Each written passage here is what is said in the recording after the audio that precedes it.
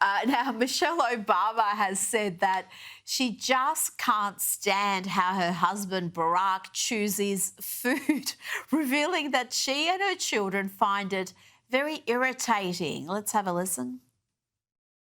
The way you're chewing Yeah. makes me want to smack you upside See the that head. that's why guys could don't be- want to have which Would could that be an be- edge? That would Is be an that edge. And that would be really interesting. You could like open something up It's there like, in a why big does way. your chewing annoy me so much? Right. Look, I'm just shocked this podcast is still happening because no one's listening to it. But everything she seems to say about Barack and their marriage is negative, Kinsey. What's going on? I know nothing is edifying about this podcast or the way she talks about her husband. And in London last week, Barack admitted to digging himself out of a hole with his wife following their time in the White House. He claimed, "Now I'm about ground level." And don't forget, back in April, he told Hamilton College that he was in a deep deficit with his wife and said he was trying to dig himself out by doing occasionally fun things. Maybe they need to see Rosie O'Donnell's therapist. We're tired of hearing about it, though. Like, guys, get it together. Well, yeah, Michelle seems to be using her podcast as just a big therapy session because we've heard about all her issues with Barack. I wonder what he did to be in this deficit with her. That's actually got me half interested. Now, Jimmy Kimmel's ratings have dramatically nosedived since that return. There was obviously a bit of a curiosity factor with that return. He's now lost 73% of his viewership in the coveted demographic of adults aged 25 to 54. Kinsey, can't say I'm terribly shocked by this.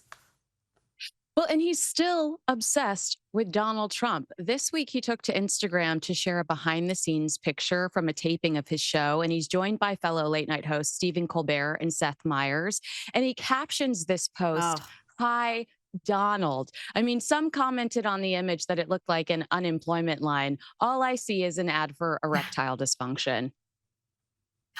There are three blokes there who are supposed to be comics who've got late night programs to provide laughs, and between the three of them, you'd be lucky to get a single laugh. And they've got teams of writers, but they've become so obsessed with their political posturing that comedy has taken a back seat. Before you go, I've got to ask you about Donald Trump's former advisor, Corey Lewandowski. He reckons that ICE will be present at the Super Bowl this year, ready to detain any illegal immigrants who are going to the game. That's just a genius move, Kinsey, if it happens, particularly given some of the comments we've heard from the halftime headliner, Bad Bunny. He's previously said he doesn't even want to perform in the US because ICE agents may be at his concert. Yeah, so it was a 2025 interview with ID Magazine. He said that there were many reasons why he didn't tour in the US, but one of them was fear, like ICE could be outside my concert. Well, congratulations. They will be now. I mean, be careful what you wish for, Bad Bunny, Kardashian, because that's the only reason why I know of you, because you were with Kendall. He was with Kendall. I thought he was with Kylie. This is how little I know about him. It is such a bizarre choice for the NFL to be picking this character who the audience really, most of them would have no idea who he is. He's highly political. He's made these ridiculous comments recently. In fact, he has said that he wasn't going to perform in mainland USA anymore. And now he's performing at the Super Bowl. Tell me about this choice. Is there a way they can reverse out of it? Because I've heard nothing but negative responses to it. I think sometimes the NFL likes these controversies because it generates, I mean, it's the same with Taylor Swift. Like, even though NFL fans are so sick and tired of seeing her, the NFL loves, I think they're under the impression that all press is good press. And so I don't think that they'll get rid of this guy, even though all of us are going to, flip through the commercials and see what else is going on during the halftime show this time around. What happened to NSYNC and Aerosmith? Okay. And Britney Spears and Nelly, the good old days of halftime Super Bowl shows.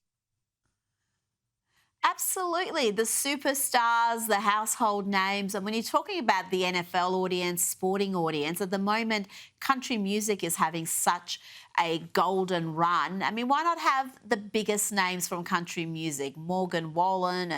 And I think that would just absolutely be a winner. But no, they've gone with Bad Bunny. And I can almost guarantee we're going to have some political posturing, some sort of statement made about deportations or Donald Trump or something else that no one wants to hear. Kinsey Schofield, thank you so much for your time.